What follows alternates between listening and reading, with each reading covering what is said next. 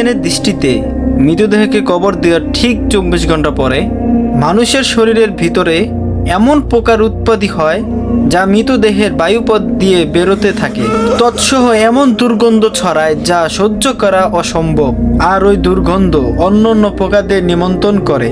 দুর্গন্ধ পেয়ে সমস্ত পোকামাকড় বিছে মানুষের মৃতদেহের দিকে যাত্রা শুরু করে আর সবাই মিলে মানুষের গোস্ত খাওয়া শুরু করে। কবরস্থ করার 3 দিন পরে সবচেয়ে প্রথমে নাকের অবস্থান খারাপ হতে শুরু করে। 6 দিন পরে নখ ঘষে পড়তে থাকে।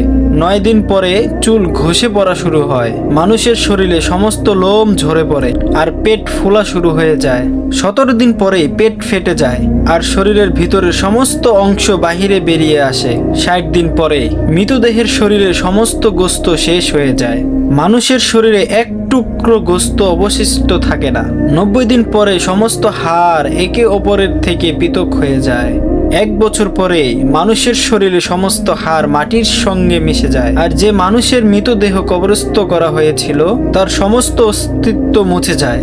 অতএব ভাই ও বোনেরা বলুন, মানুষের এত অহংকার, এত ক্ষমতা, এত হিংসা, এত লালসা, এত নাম, এত সম্মান, এত শক্তি, এত সামর্থ্য, এত ধন দৌলত, এত ক্ষমতা, এই বাদশাহী কোথায় যায়? সবকিছু মাটিতে মিশে যায়।